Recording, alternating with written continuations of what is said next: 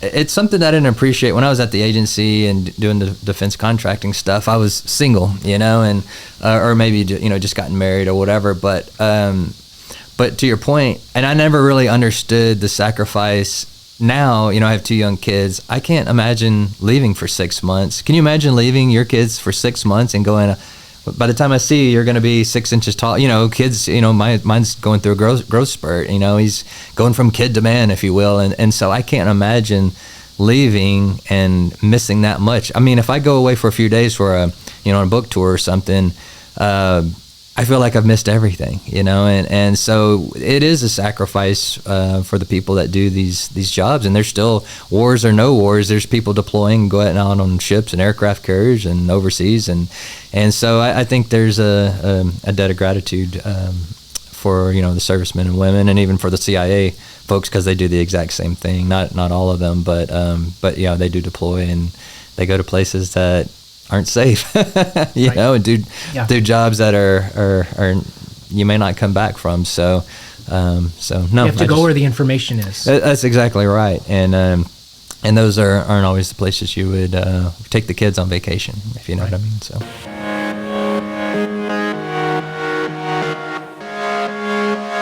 Yeah, interesting.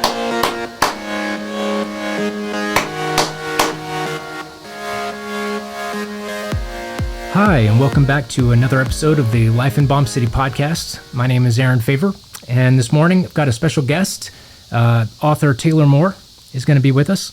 Good morning, Taylor. Good morning. Thanks for having me on again. Yeah, good it's to be pleasure. back. Yeah, glad to have you back. Yeah, so tell, what have you been up to?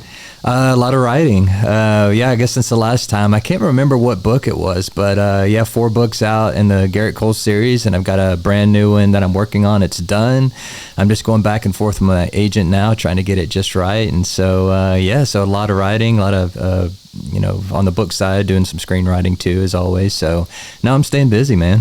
What is the screenwriting like? Are you doing stuff for the Garrett Cole series? Yeah, so the latest thing that I've been doing, I've been actually adapting the first book, Downrange, to a script. I've got a director attached, and we've had some interest from production companies, and we're kind of in that weird process. So I don't know. I kind of started the process of adaptation, and I might just pass it on and have someone else pick it up, because I'm about to get, once I finish this 5th book, I'll start a 6th book.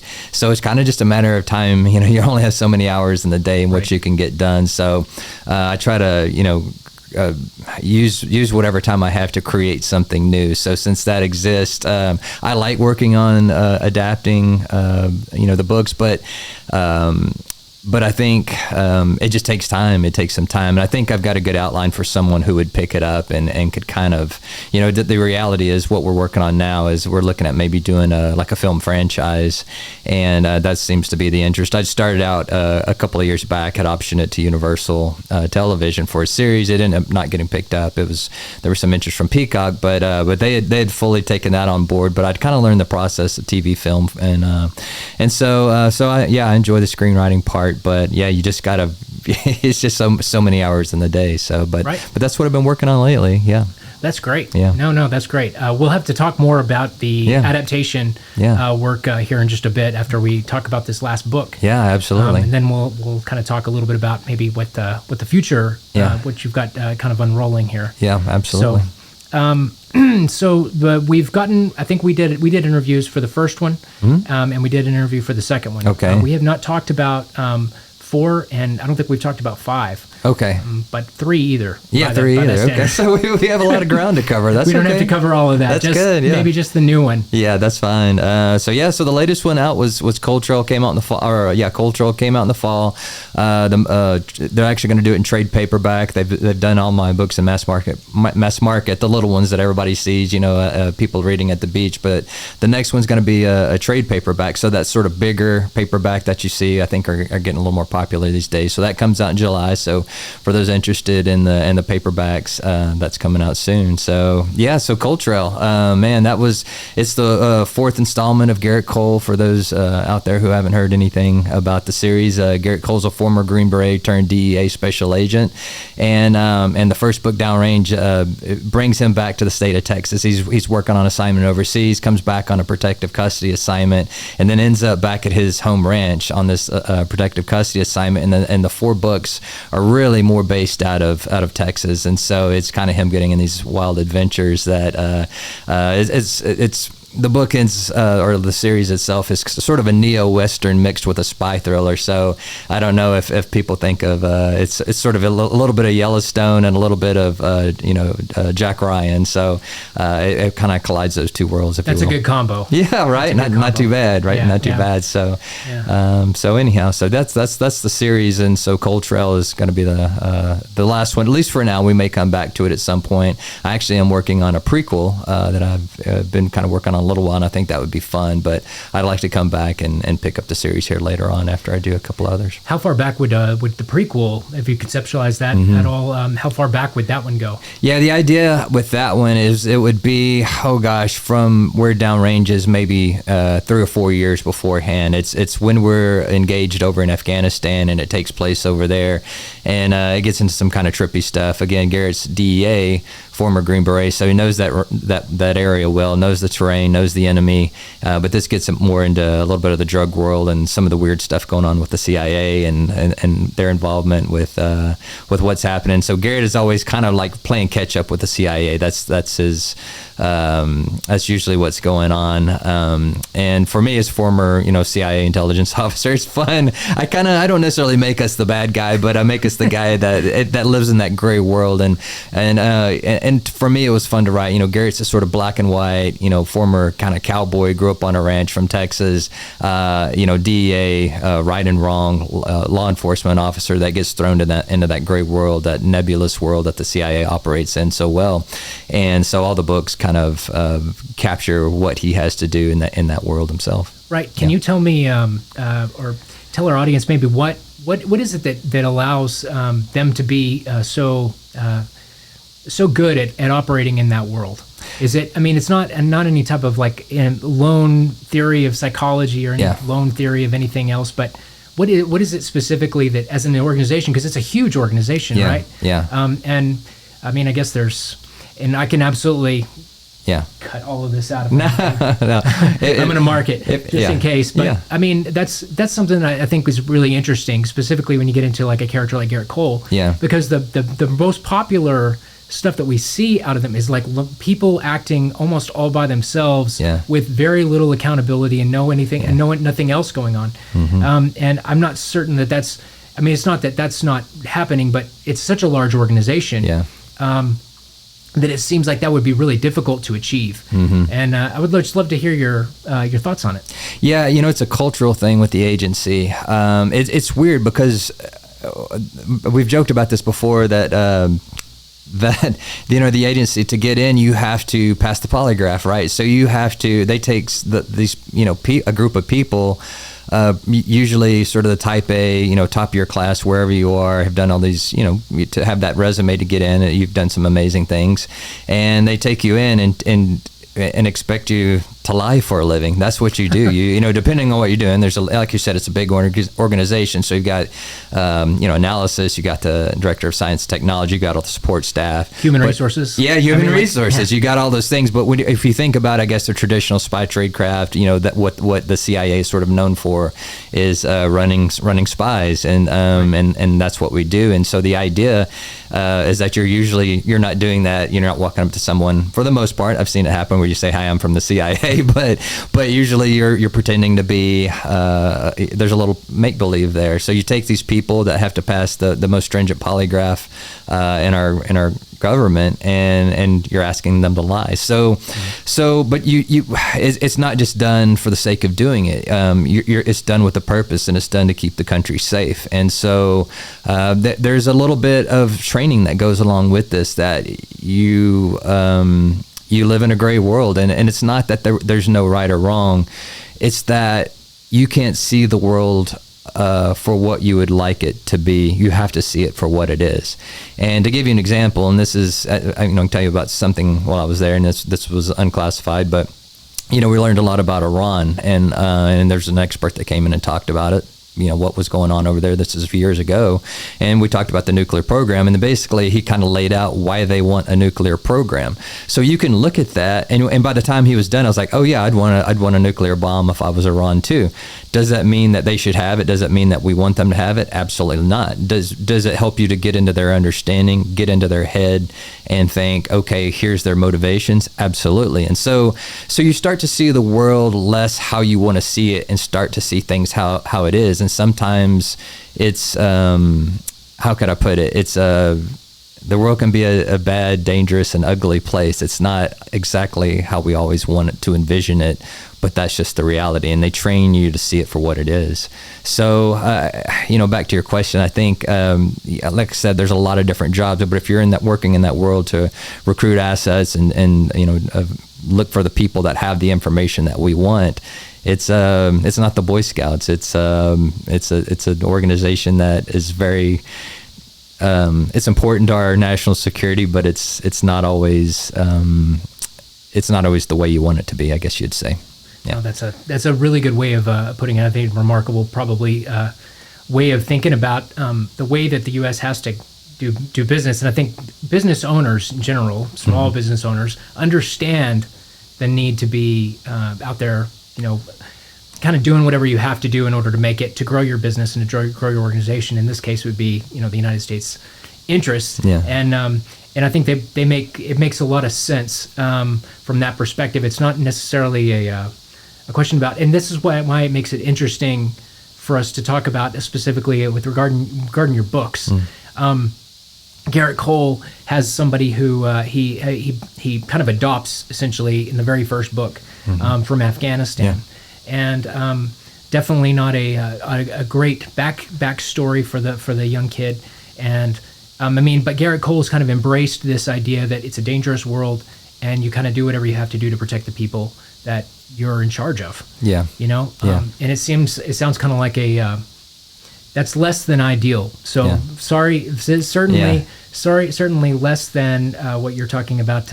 Looking at the world as you want it to be versus looking at the world as it is. Yeah. Is that something that Garrett Cole continues, is like a character arc that he continues throughout this last book? It is. And I wanted to, how do I put it? I wanted to, as I wrote the series and had the different character arcs, I wanted to put this sort of cowboy right and wrong guy into the situation and see if it changes him. Does he change with the situations he's put in, or does the situation change to fit what he believes? And it's a little bit of both. I find him with the struggle a lot of times of do you do the right thing because it's the right thing, or do you do the thing that's effective because ultimately it's right, although it may be illegal. And Garrett always sort of balances, he finds himself sort of on that balance of what's right and what's wrong, and sort of operating off the grid a little bit.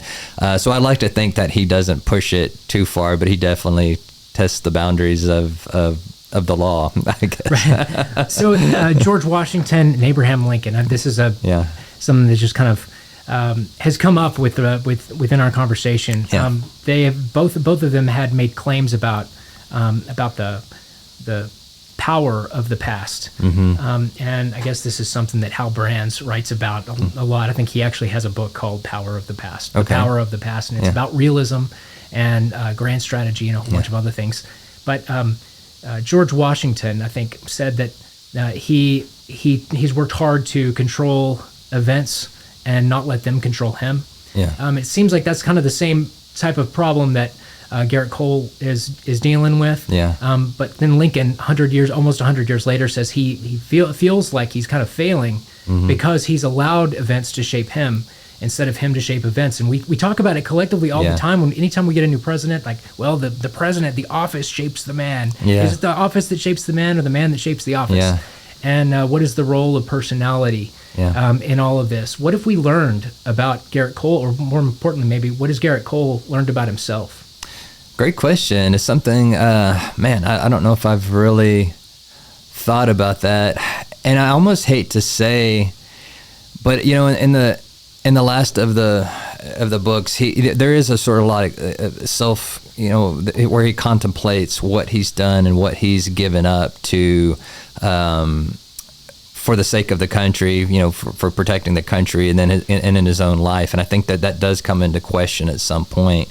And, you know, his dad, not to give anything away, but his dad is always quick to sort of be the voice of reason. And anybody that reads the books, you go, well, he's a voice of reason. He's always says things, whatever's on his mind, good or bad. And so sometimes he says some things that are out there, but what his dad says is, I mean, without getting too far into it, maybe there's some providence here, you know, that, you know, everything that Garrett had done led him to that boy, to the boy he adopts. And so I think what Garrett ultimately realizes is that, yes, he had missed out on some things, and yes, he's gone through some hard times because of his devotion to service, whether it be within the Army Special Forces or the DEA, but it all led him to where he is in that moment. And so I think it's a lesson for all of us. I mean, we all look back on our lives and go, man, maybe I should have done this, or I should have done that, or made this move.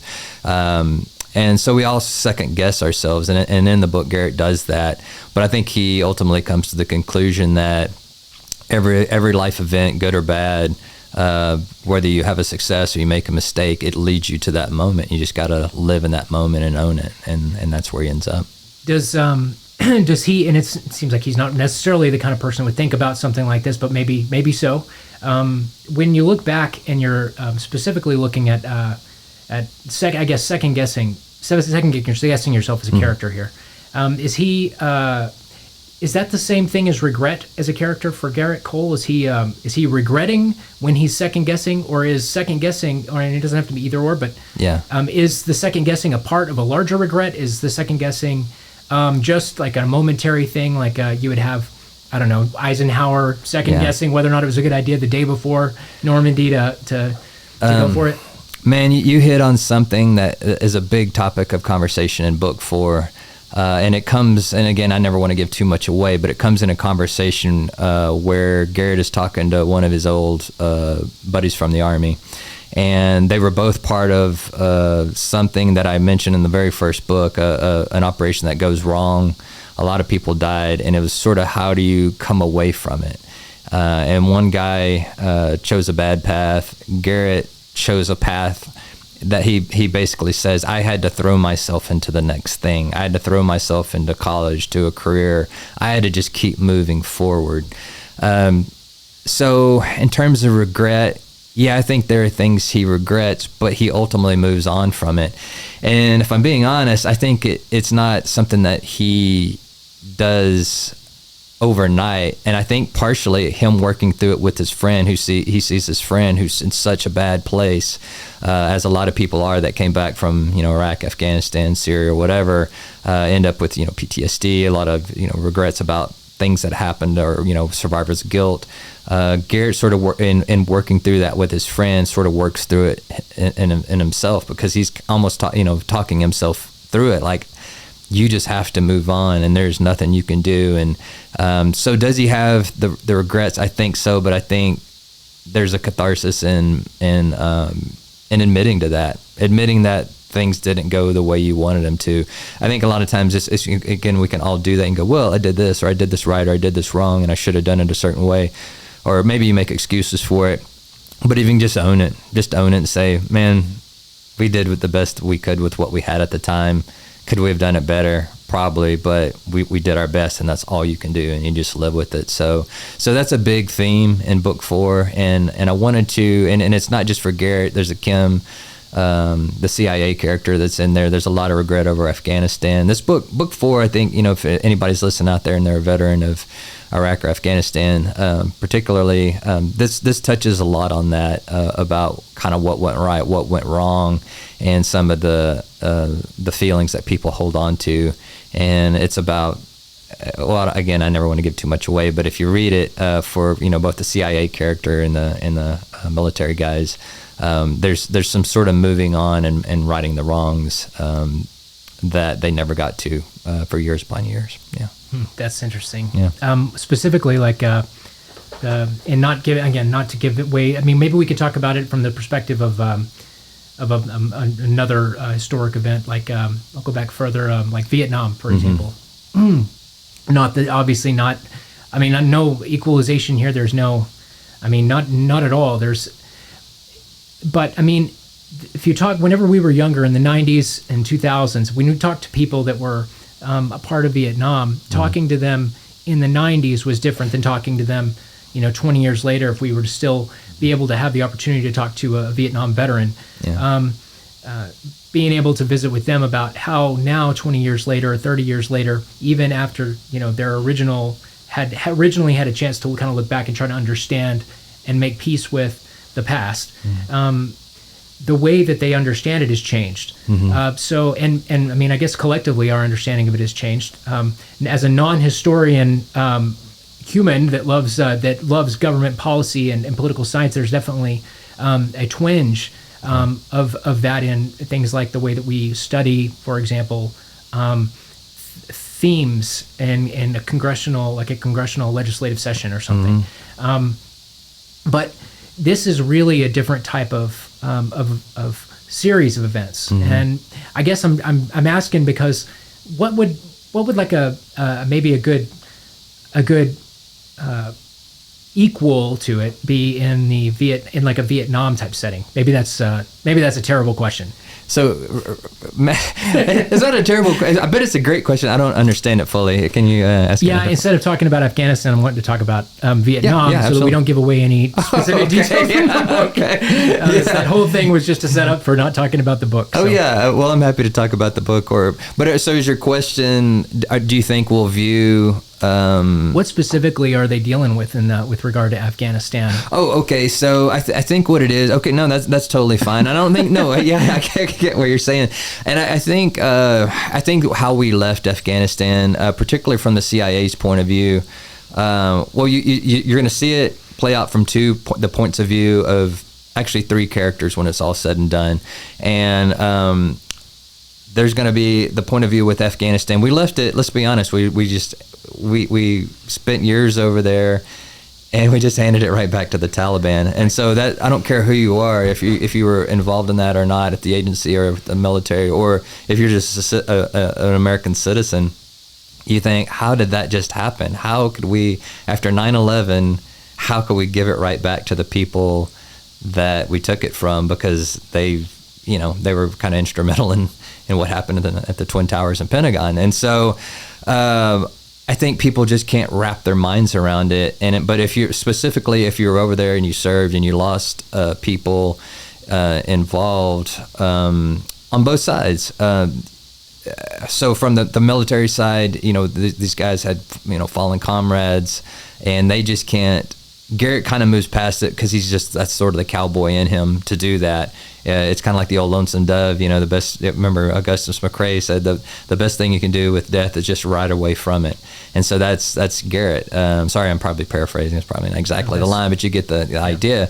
Is Garrett? I did that a second ago, just so you know, with George Washington. So okay, yeah. It's probably. I mean, somebody somewhere like there's going to be on the off chance that there's a George Washington person that's watching, right?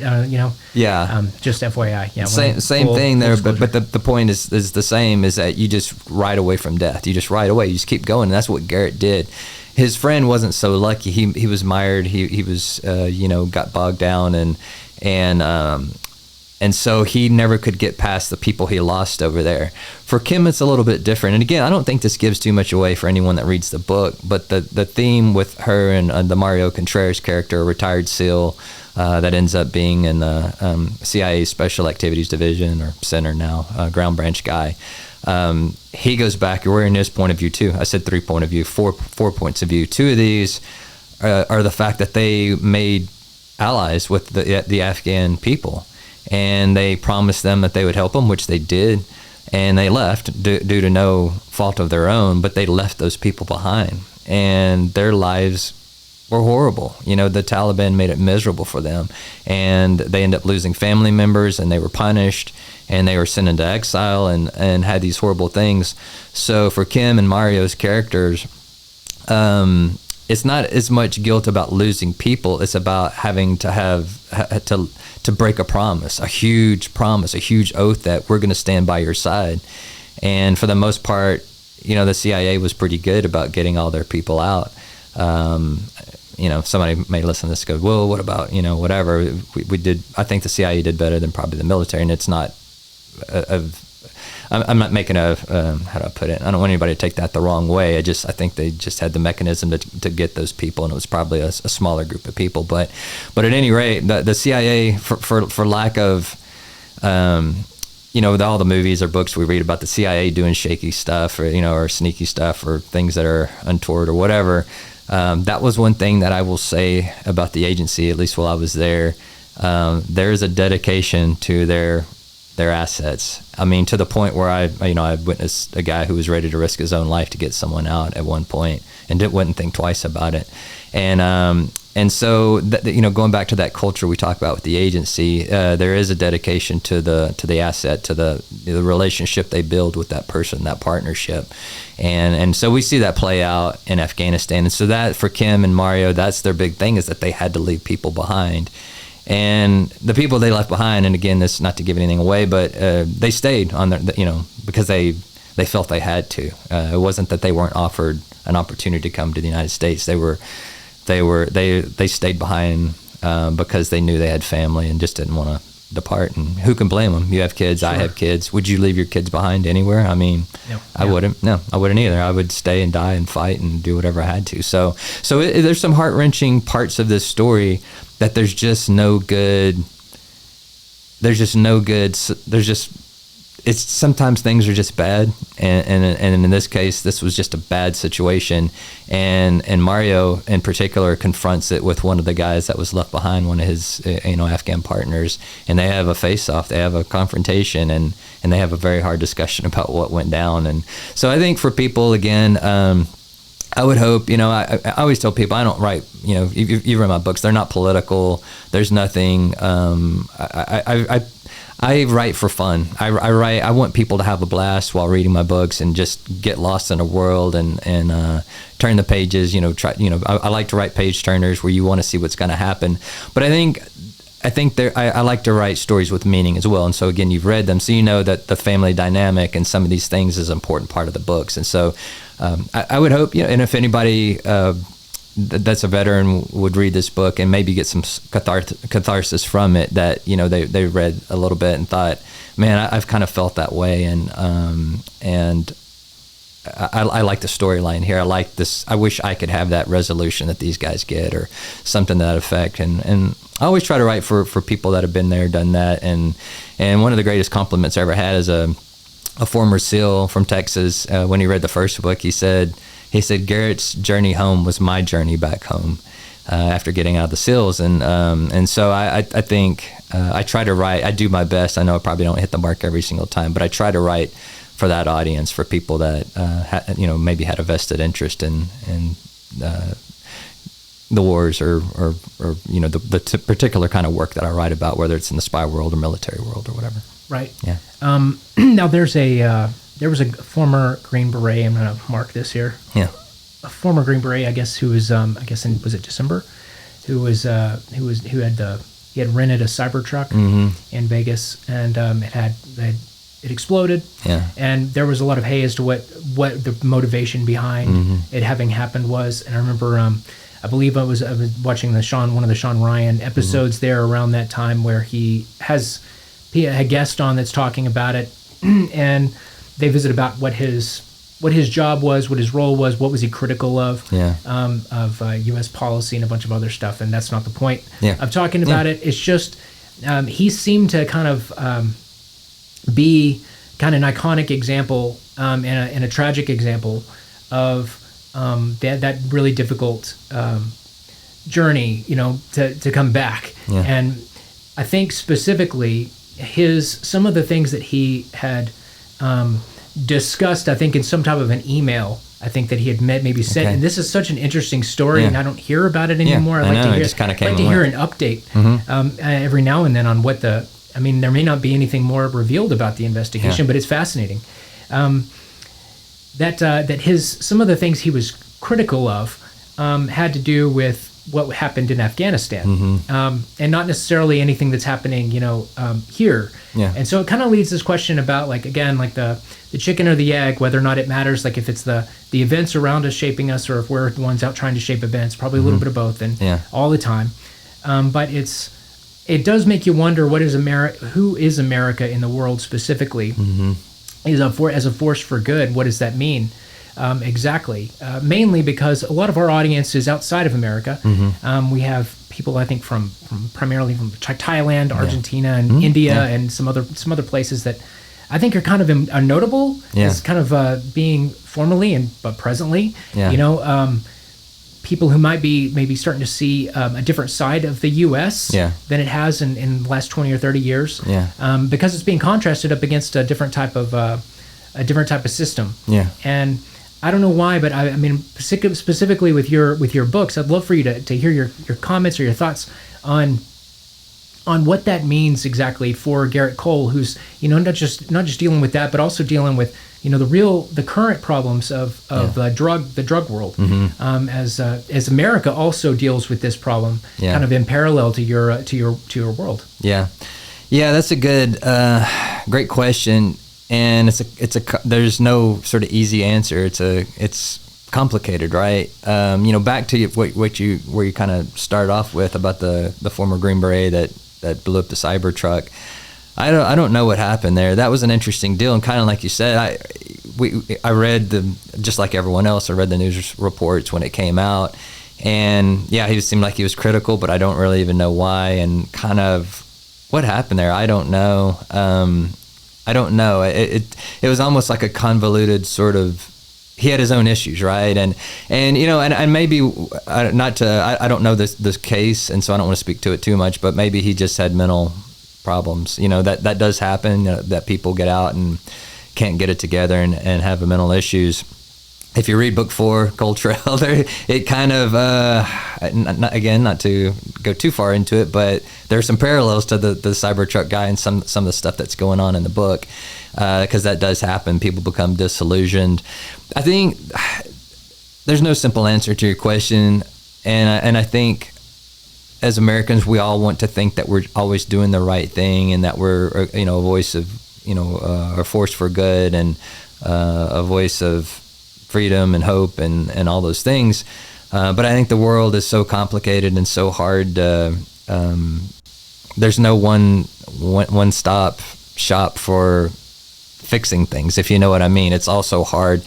I think for Garrett, since we're relating this all back to the book, again, he's kind of got that cowboy mentality. I think he sees things as white and black, right and wrong. But he, at the end of the day, as his art goes, I think he struggles with that. He always wanted to do the right thing, and realizes that although maybe he tried, he failed sometimes. I think what it all comes back to, and maybe of course, when you're writing a book, I've come to my own conclusion that I can't control anything. I can't control myself. I mean, you can for the most part, but that's as close as you're ever going to get. Because even when you have kids, you do your best to raise your kids and teach them right, but they're going to do wrong sometimes. That's just the reality. And your spouse, you can't control your spouse. I mean, at all, right? I mean, so they're their own person, and so I think there's a reality that Garrett comes to that probably I have too, is that the closest you can get is your little inner circle, your home. I look at my home and I think, I love these people more than anything inside these walls, and the most influence I have in the entire world is here, and that's not even perfect. For Garrett, his center of gravity becomes the ranch. He's back out on the Cole Ranch, and that's his world, that's his universe, and I think he chooses to pull back from the entire world and focus on that and leave something. There's a history to that place, and it's grounded, and his mother's buried there, and they have family members that are buried on that ranch, and he wants to leave it to his son, so his son can leave it on to other people, and so I think Garrett realizes that the world is too big and complex to actually try to fix it. but the best he can do is manage his own little universe, which is right there on the Cole Ranch and his immediate family. That's what he tries to do. Of course, as a thriller author, I never allow that, because that would put me out of a job, right? So the world visits Garrett, unfortunately, for him, and that makes for entertaining reading and all those things. But no, I think that after having gone through these things, probably like a lot of us, the older that you get, the more you realize you have little control over the world. You realize that your sphere of influence is pretty small, even if it's, I've thought about this before. Even the president of the United States, I mean, you think the most powerful leadership position in the world, I don't care who's president, how much power do they really have? They can do some major things, but can they fix everything? Can they right every wrong? Can they, they just can't. And in some cases, they leave things worse off, maybe like Afghanistan. I hate to say, but I mean, we ended up. Hopefully, it's not worse off. I like to think it's not worse off, but with all the might and power and resources of the United States government, you saw how that went down. And so I think for all of us, I think it's a lesson in what you can do and what you can't do, and the realities of life. Sorry, this is going to be a reference back to the movie The Dark Knight. Okay. There's a scene towards the end when I think the Joker is talking to Batman, and he says he said, "You don't know what to do with all your strength." Okay. And specifically, like he's saying, you need to do something. Yeah. And just because you can doesn't mean that, number one, you should, or it's going to make any difference. And that's, I think you're throwing that up against chaos, and I think that movie was released when we were kind of going through the most difficult part of the surge and the insurgency. Not that there's any one better part than another; it's all bad. Yeah. But the most violent years of the insurgency in Iraq is the kind of the parallel for that story in the context that it emerges from culturally. It's interesting too, because as you just now mentioned, what control does a single individual actually have? Yeah. So I think both of us are former readers of Stratfor, if not love current. I guess that's not even around anymore. Yeah. But rest in peace. I think it's Rain. Yeah, now. I love Stratfor. I'm sure it's great. Yeah. But Stratfor, their former CEO George Friedman had been on the record talking about the power of personality.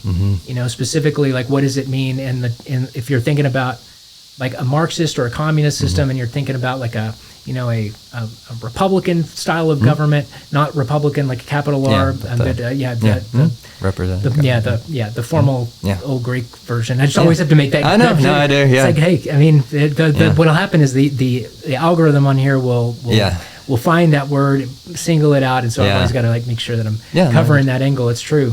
But in that interview, he is discussing that.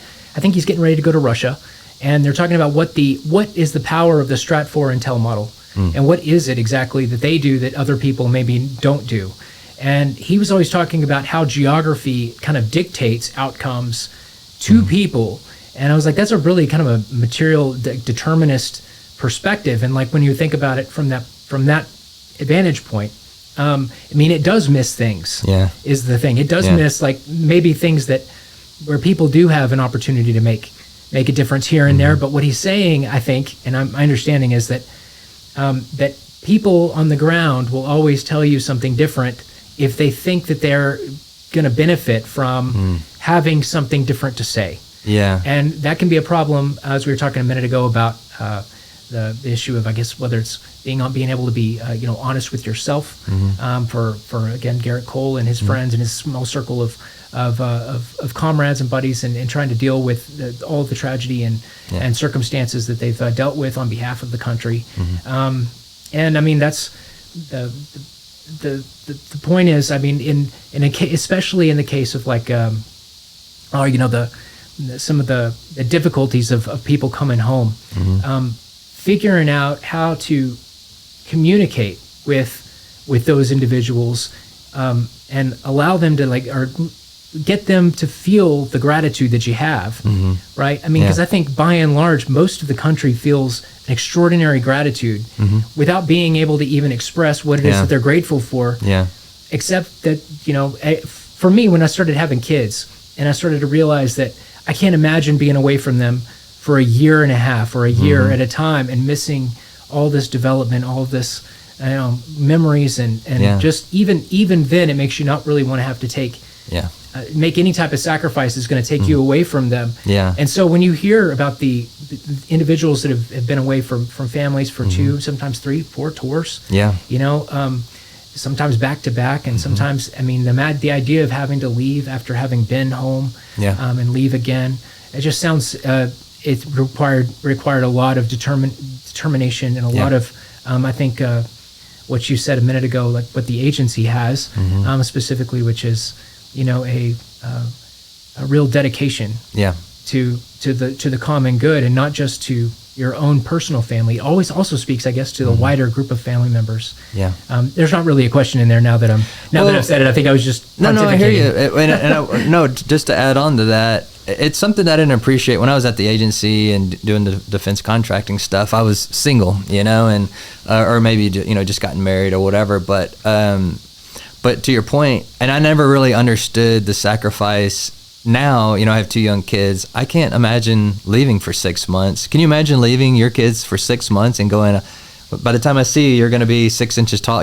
Kids, mine's going through a growth spurt. He's going from kid to man, if you will. And so I can't imagine leaving and missing that much. I mean, if I go away for a few days for a book tour or something, I feel like I've missed everything, and so it is a sacrifice for the people that do these jobs. And there's still, wars or no wars, there's people deploying, going out on ships and aircraft carriers and overseas, and so I think there's a debt of gratitude for the servicemen and women, and even for the CIA folks, because they do the exact same thing. Not all of them, but yeah, they do deploy, and they go to places that aren't safe, and do jobs that are you may not come back from. So no, you have to go where the information is. That's exactly right, and those aren't always the places you would take the kids on vacation, if you know what I mean. So no. So I've just finished a project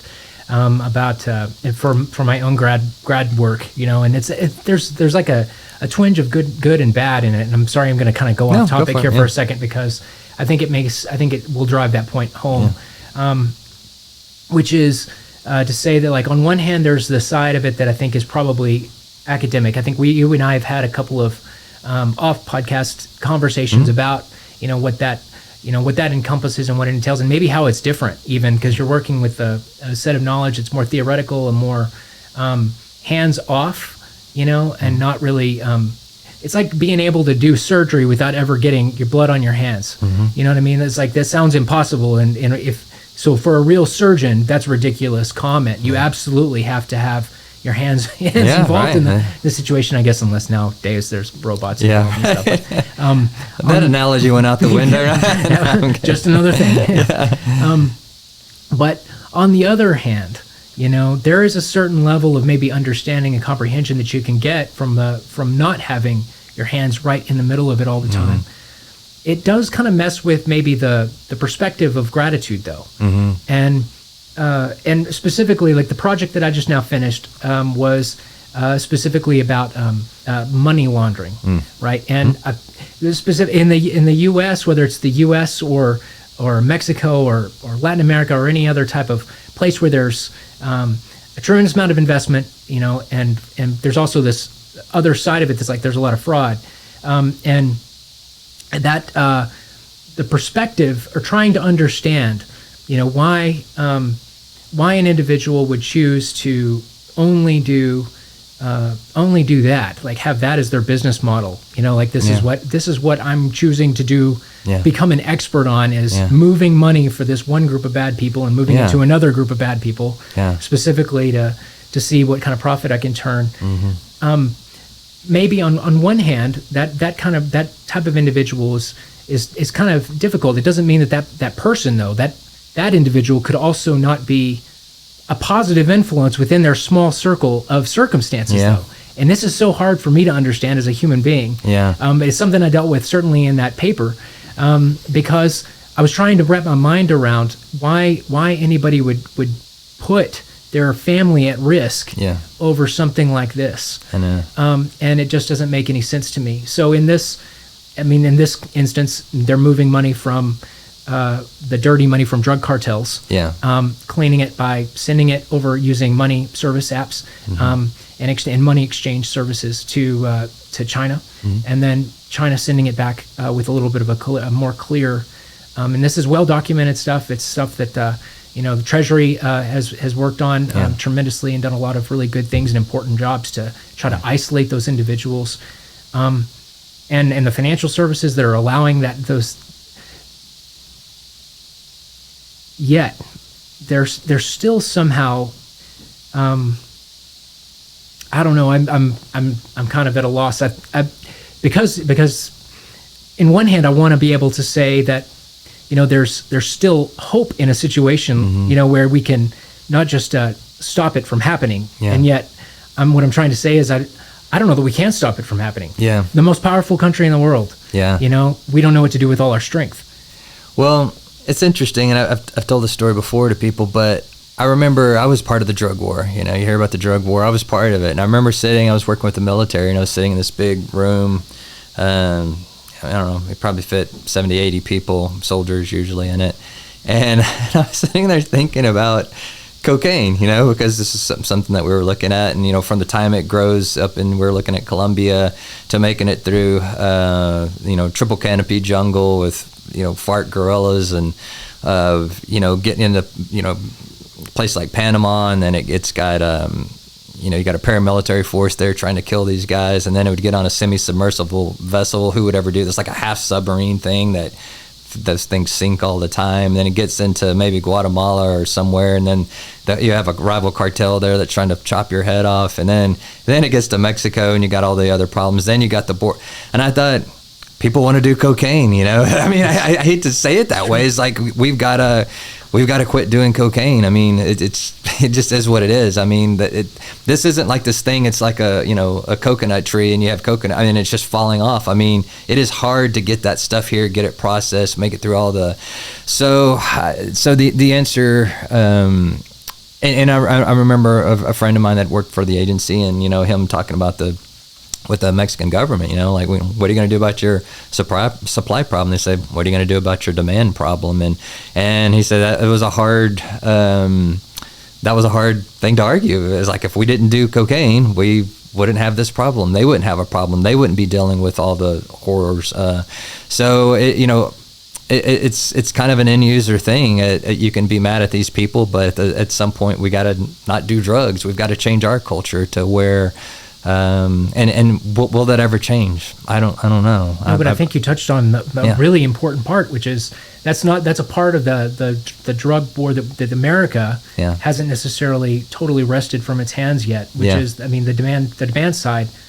On one hand, I mean, there's the side of it that's medical, certainly, and there's the psychological component, all the addiction stuff. That's all real and poverty driven and a bunch of other stuff, right? But then there's also the part that has the demand also can cause and is causing lots of violence, not necessarily even in the U.S., but other places that that's kind of out of sight, out of mind. Not because we're bad people, we're not. But I mean, it's just because it's in another place. It is, and for all the, how do I say this? If you're here in the United States and you think, peace, love, and drugs and all that.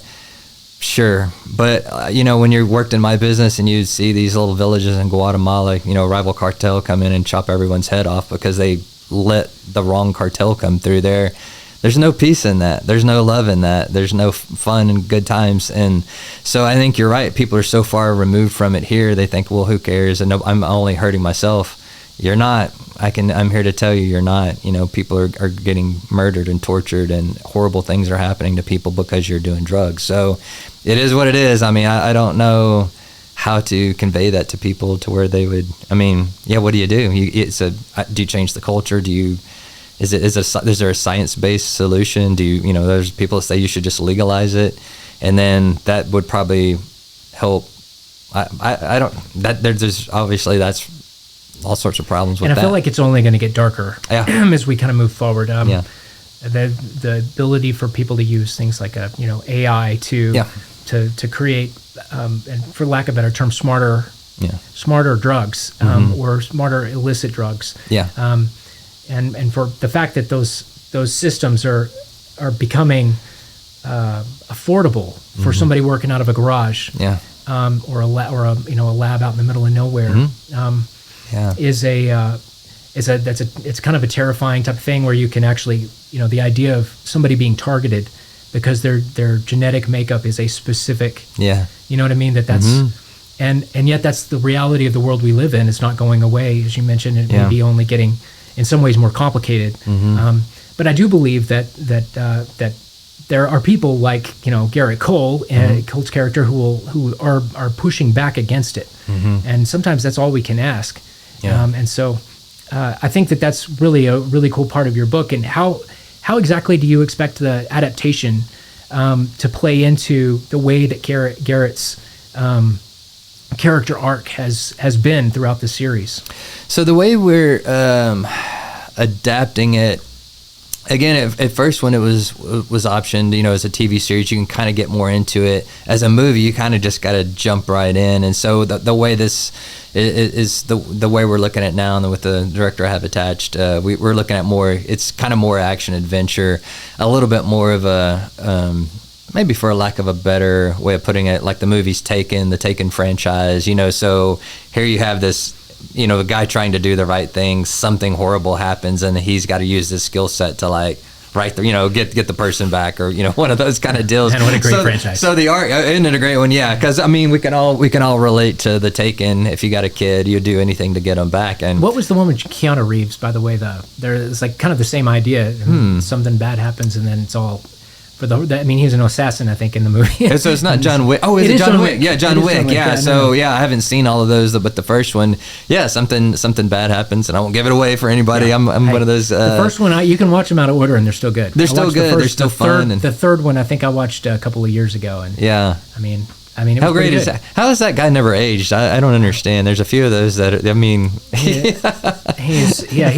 he's different. He's like Neo. He's like Neo. He really is. But kind of like it'd be the same as a John Wick kind of a deal. So there's not a lot of room for some art, but I do want to keep it, and I do. I think if you want to just sort of for the movie, the way it'll be adapted is that Garrett is a guy that's done his part.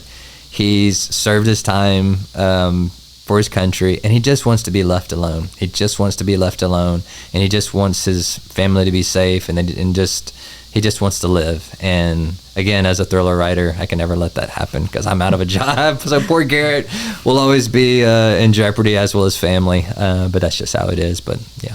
Also the James Bond franchise recently. I think we had the end of a different James Bond. Yeah. It's not sorry, same track as John Wick here. I'm trying to drive it to something a little bit larger. Okay.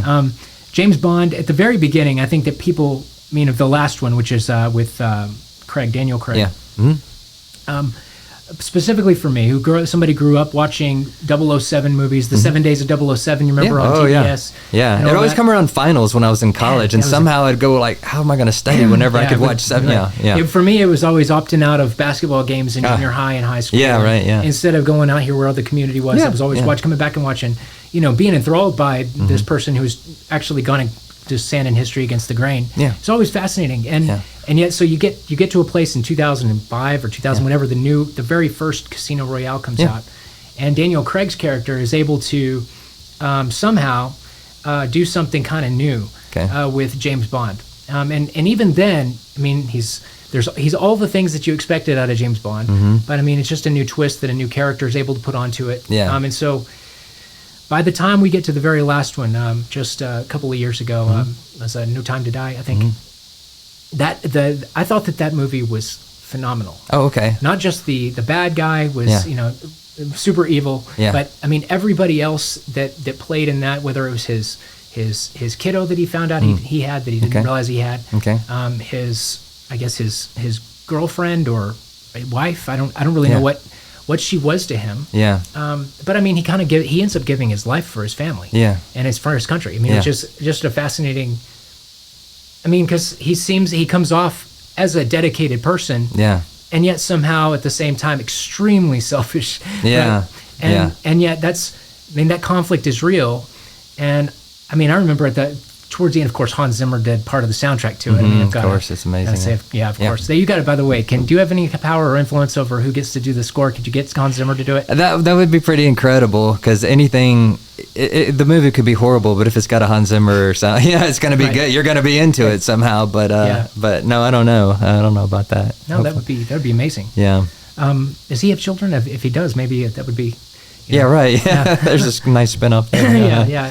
Hans Jr. Yeah, Hans Jr. Yeah. But anyway, so that towards the end of that series, though, my point is that you learn something about him that I know it's a fictional story. Yeah. But there is truth in that. Yeah. That the conflict is real in the human being, and it's not always so clear as to why somebody is seemingly doing something, but it seemed to be something that resolved itself over time. And I don't know, I think that makes sense, and maybe the sense of like the adaptation. I'm looking forward to getting to see what happens with it, and how Garrett Cole's character kind of resolves all of the conflict, over a period of time, especially visually. That'll be neat. Yeah, I think it'll be fun too. So. Yeah, and hopefully get even a wider audience for Garrett Cole's story. That would be nice. Yeah, because a lot of people, even around locally, and it's the setting is local. I've run into people all the time. I've never heard of this, and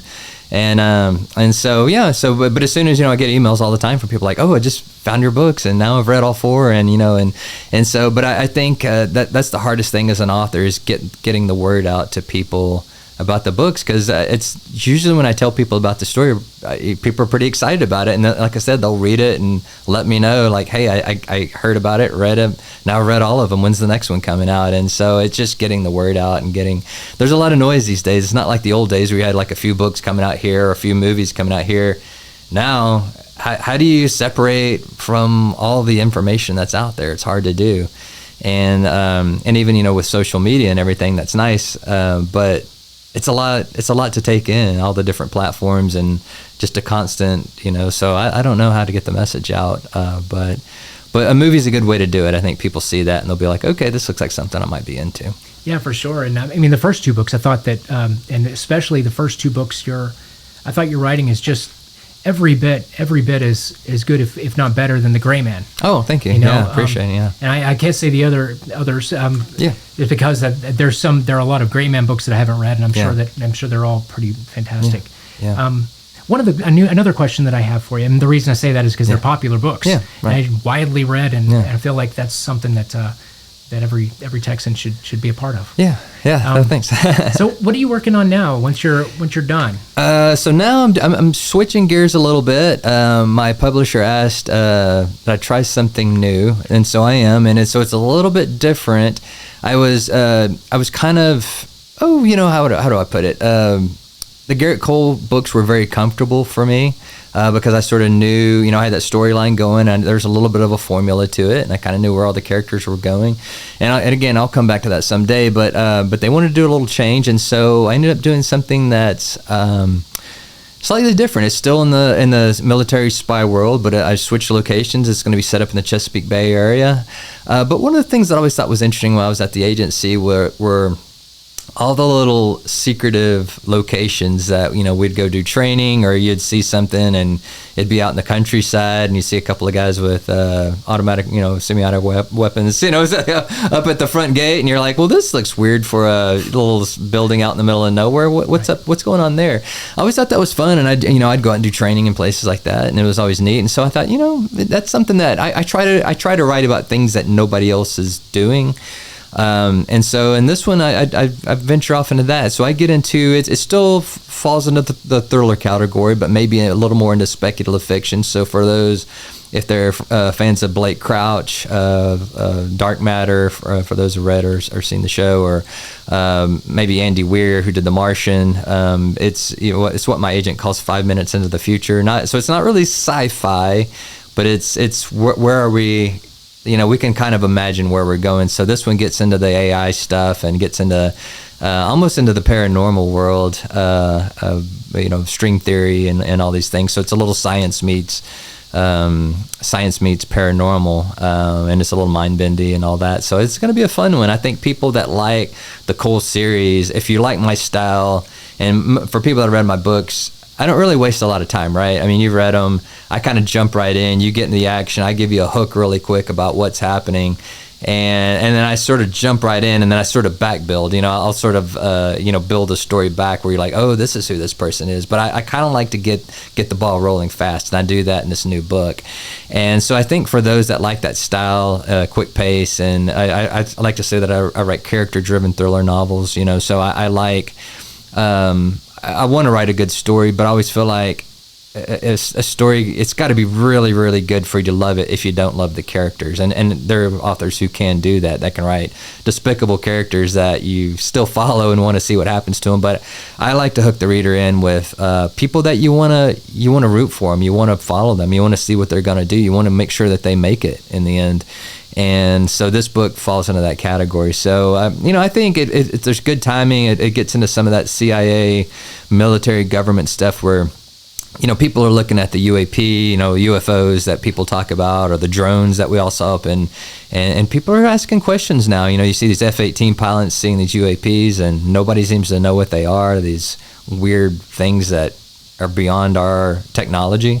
So there's a lot of wild speculation that it's either aliens or it's time travelers or it's our government's technology that somehow has gotten out and gotten loose. And so I think there's a lot. I think there's a hunger or thirst, or however you want to put it, for that kind of story. And so I'm going to start telling some stories like that about what is our government doing, And so again, obviously, I don't disclose anything classified. My books all go through the CIA's pre-publication review board, so there's nothing classified. But I think it's fun to speculate, and particularly having worked there, I can take the reader on a little bit of a journey that's beyond your average writer, because I've kind of been there, done that. I know about those secret locations because I've been there. So do I reveal anything secret? No, and I wouldn't. But I think there's enough in open source now of just some fun things that people are asking questions and want to know, well, how far, what level of advancement has our government achieved, or how have they achieved it? Did they really recover crashed UFOs? And so again, this next book isn't about UFOs, but I just use that example as to what's that next level, what's behind the curtain, and I think that's fun for everybody. Right. I mean, that sounds like it's going to be so much fun. Yeah. There's a million different things I think I can't wait. I'm looking forward to getting to read them. Yeah, thanks. I appreciate it. It's great. I think that I could probably visit with you some more about for sure. all this stuff. But it's been about an hour. Can you believe that? Yeah, no, it flies by. I don't know how some of those hosts, like for example, some of the more popular people on Facebook, on YouTube, they do podcasts that are 3 or 4 hours. I listen to them. I listen to them all the time, and I'm the same way. I'd need a break and a lunch, and I guess they take breaks. Yeah, but at the same time, I just don't know how they. Yeah, that's pretty amazing. They're good hosts. They're better than I am. No, you're a great host. You're a great host. You're right there with Sean Ryan and Joe Rogan and all those guys. Yeah, right. I'm more like the Chris Farley version. The Chris Farley. Everybody loves Chris Farley. Nothing wrong with him, man. You remember the he's always, the only thing that he knows how to ask is, do you remember when? Yeah, that's you remember when you were with the Beatles? Yeah, I remember that. Yeah, that was a great bit. Anyway, okay, well, thank you very much for being here with us. Appreciate it. It's always a pleasure to get to see you and to hear what you're up to. You bet. And please come back. I'll come back anytime. All right. Thank you. Thanks. I wanted to go. Yeah.